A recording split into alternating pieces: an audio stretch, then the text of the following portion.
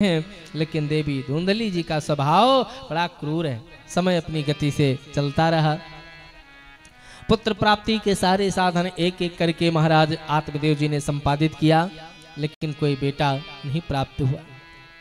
एक दिन गांव में संतों का कुछ समुदाय आया। संतों ने आकर के महाराज आत्मदेव जी के घर पर भोजन प्रसाद पाया और उनकी व्यथा का कारण पूछा। आत्मदेव जी ने कहा, महाराज सब कुछ मेरे पास है, लेकिन कोई बेटा नहीं।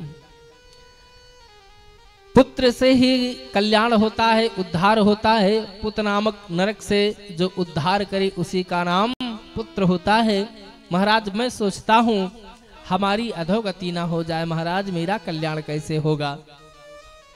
संतों ने कहा, प्यारे पुत्र से ही कल्याण होगा, ऐसी बात मन में नहीं सोचना चाहिए। और श्रीमद् भागवत कथा से सूत्र भी मिल रहा है, कभी विश्वास से दुखी मत होना।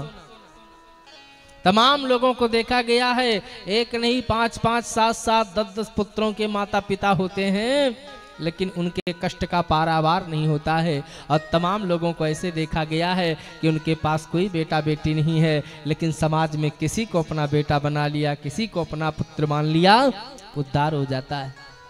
और सबसे बढ़िया संबंध तो मेरे भगवान का है। भगवान को ही बेटा मान लिया जाए, भगवान को ही पुत्र मान लिया जाए, तो भगवान पुत्र बन करके ही हमारी रक्षा करेंगे। हैं? इतने लोग बैठे हो ना, और अभी किसी से कह दो मम्मी क्या हालचाल है, तो सम्मान की बात अलग, नहीं दाहिना हाथ घुमा देगा तुझे मैं मम्मी दिखाई पड़ता हूं। लेकिन मेरा भगवान कहता है, करहूं सदा तिनकी रखवारी, जिमि बालक राखई महतारी। जैसे माँ अपने बच्चे की रक्षा करती है, उसी प्रकार मैं अपने भक्त की रक्षा करता हूं। किसी पुरुष को माँ कह दीजिए, मम्मी कह दीजिए, झगड़ा कर लेगा, लेकिन हम भगवान को सबसे पहले माँ कहते हैं और भगवान सुन करके प्रसन्न हो जाता है। त्वमेव माताश्च पिता त्वमेव, त्वमेव बंधोश्च सखा त्वमेव।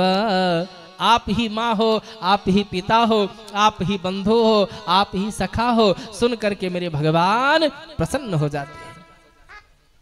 सबसे बड़ी विडंबना आज की यही है कि मुझे सब पर तो विश्वास होता है, लेकिन भगवान पर विश्वास नहीं होता है।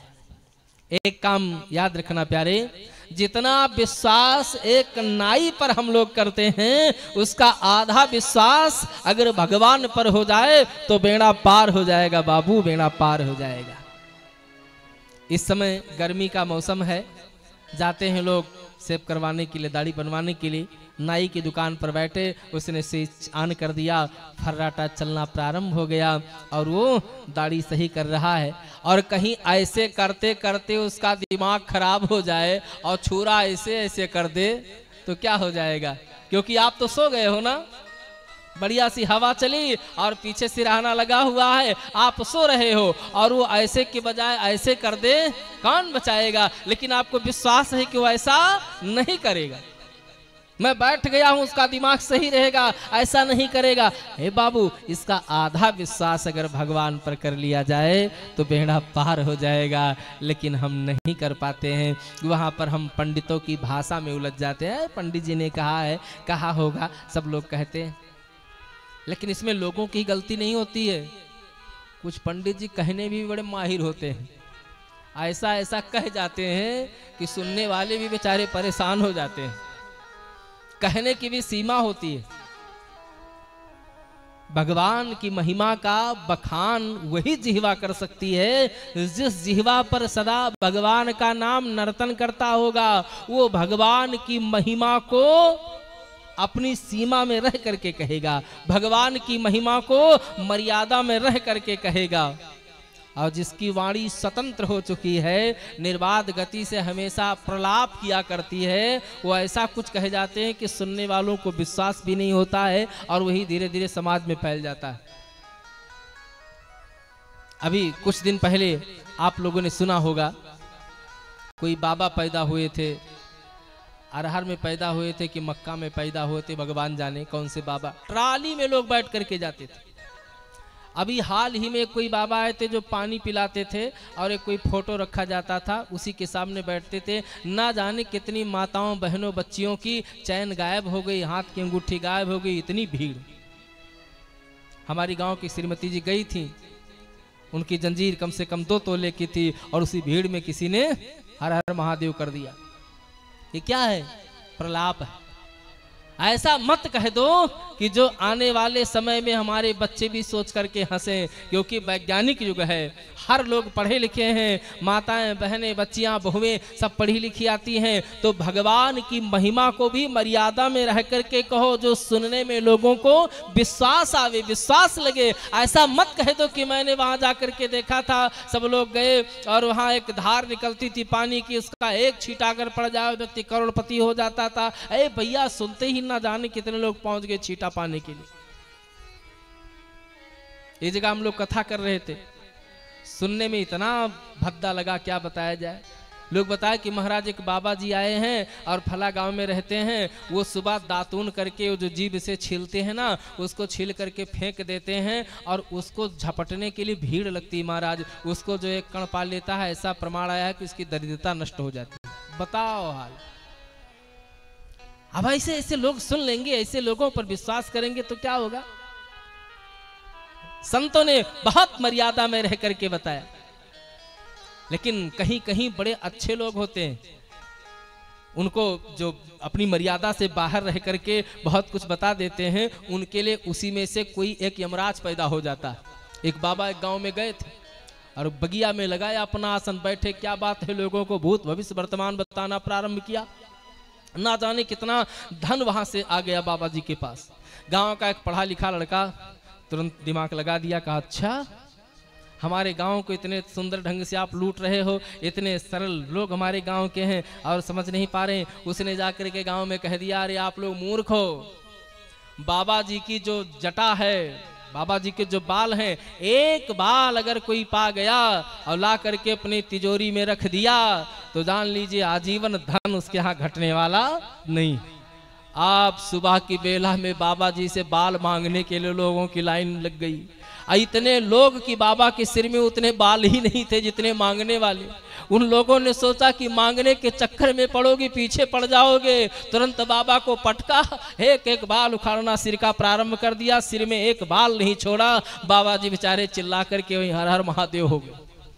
तो इस तरह से उल्टी सीधी बात बताने वाले लोग अगर कहीं मिल जाएं तो इस तरह से सेवा करनी चाहिए। संतों का जब आगमन होता है, आपको कोई उपाय बताएंगे प्यारे, मर्यादा में रह करके बताएंगे, मर्यादा में।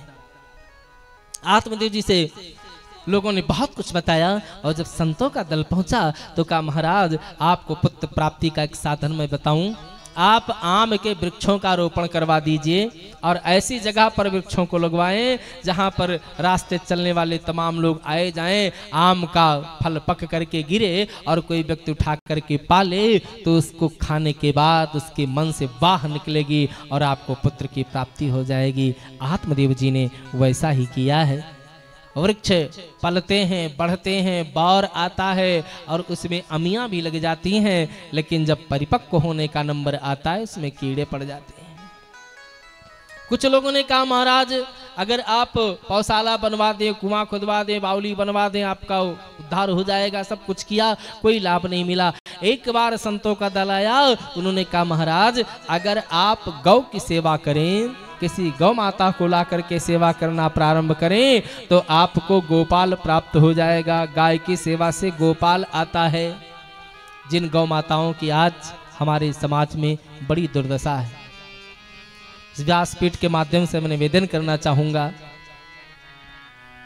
गौ माताओं के ऊपर जो पाप इस समय हो रहा है, इससे गौ माता बहुत दुखी हो रही है। गाय, गंगा, गौरी, ये तीन ऐसी हैं कि इनका साप और आशीर्वाद दोनों लगता है। जब तक गौ माता के थन में दूध है तब तक दोहन करके उनका अमृत रस पाते हैं और जैसे दूध देना बंद किया खूंटे से बाहर कर देते हैं। भूख बहुत परेशान करते बाबू। आपको अगर 2 दिन भोजन न मिला हो, कोई भी पाप करने से संकोच नहीं करोगे। उसी प्रकार खेतों में लोग कंटीले तारों को चारों तरफ से बांध दिया है और गौ माताएं भूख से पीड़ित होती हैं और उस कंटीले ब्लेड की परवाह न करके सिर को डाल देती हैं। पीछे से कोई हट करता है, मारे डर के सिर निकालती हैं और उसी ब्लेड में जाकर के गला कट जाता है। बहुत पाप समाज में हो रहा है। इतनी गायें नहीं छूटी हुई हैं जितने समाज में लोग रहने वाले। एक एक गाय को पकड़ करके अगर बांध लिया जाए, उनको थोड़ा सा भूसा दे दिया जाए, पाकर के प्रेम पूर्वक आपके दरवाजे पर बैठ करके आपके लिए आशीष की कामना भगवान से करेंगी, लेकिन ऐसा करने वाला कोई नहीं। प्लास्टिक की गाय बनाकर, पत्थर की गाय बना करके गाय का गुल्लक लोगों को बांटा जा रहा है। ऐसे ऐसे मठाधीश भी हैं, आश्रम संचालित कर रहे हैं, वो गाय का गुल्लक बना करके लोगों में बांट रहे हैं। इसमें पैसा डालो और ये हमारे आश्रम पर भेज दीजिएगा, वहाँ गौ माता की सेवा होगी। यहाँ देखो ग्रामीण अंचलों में गौ माता की क्या दुर्दशा है। शरीर में कीड़े पड़ गए हैं, मक्खियाँ भिनभिना रही हैं, कोई दवा डालने वाला नहीं, और वहाँ गौ सेवा के नाम पर हजारों में लाखों में चंदा जा रहा है। मत देना, एक गाय पकड़ करके सेवा करना प्रारंभ कर दो, सारा सुख वैभव आपको प्राप्त हो जाएगा। मैं प्रमाण बताऊं, बालपुर से कुछ ही दूरी पर एक गांव है, हमारे आदरणीय भैया सोनू जी को पता होगा, बबड़ेरा गांव सभा। एक महोदय हैं जिनको करीब में 20 वर्ष हो गया था, संतान उत्पत्ति नहीं हो पा रही थी, कोई बेटा बेटी नहीं थे उनके पास। बंबई में रहते हैं आज भी। किसी ने बता दिया कि महाराज आप गाय की सेवा करना प्रारंभ करो, आपको पुत्र प्राप्त हो जाएगा। तो गाय की सेवा क्या, उन्होंने छोटा मोटा गौशाला ही बना लिया। आज भी उनके गौशाला में 2-4 गायें हैं और उसके लिए उन्होंने एक लेबर रखा है, वो सेवा करता है, समय से चारा पानी देता है। 1 वर्ष भी नहीं बीता, अद्भुत पुत्र की प्राप्ति उनको हुई। वो बालक आज 5 वर्ष का हो गया। प्रमाण है कि जो गाय की सेवा करता है वो कभी दुखी नहीं रहता है, और जो गाय के साथ पाप करता है वो कभी सुखी नहीं रहता है। आज देखने में भले ही अच्छा लग रहा है कि किसी ने देखा नहीं, अपने खूंटे से हमने खोल करके हाँक दिया है, जा करके चाहे जो उनकी दशा हो, लेकिन वो परमात्मा देख रहा है। और जो गौ माताएं तार से कटती हैं तो क्या उनको आशीष दे रही होंगी वही जाने। लेकिन विडंबना क्या है, हमारी जन्मदात्री माँ और गौ माता ये दोनों किसी को साप नहीं देती हैं। सारे कष्ट को स्वयं सह लेंगी लेकिन किसी को साप नहीं देंगी। हमारा धर्म बनता है कि इनके साथ अन्याय ना होने पावे, हम कमर कसें, एक एक गाय की सेवा करना प्रारंभ करें। समाज में तमाम गायों के साथ जो ये पाप हो रहा है सता बंद हो जाएगा। महाराज आत्मदेव जी ने गौ माता की सेवा करना प्रारंभ किया। गौ माता भी बंध्या हो जाती हैं। अब तो बड़ा कष्ट हुआ। एक दिन मन में सोचा कि अब अपने राम रहेंगे ही नहीं, जा करके आत्महत्या कर लेंगे। धुंधली देवी से कहा, जी सुनती हो, लाओ मेरे बैग को उठाओ, झोला को उठाओ, मैं जा रहा हूँ आत्महत्या करने। धुंधली देवी जी ने कहा, आपने कई बार कहा है, करते कहाँ हो।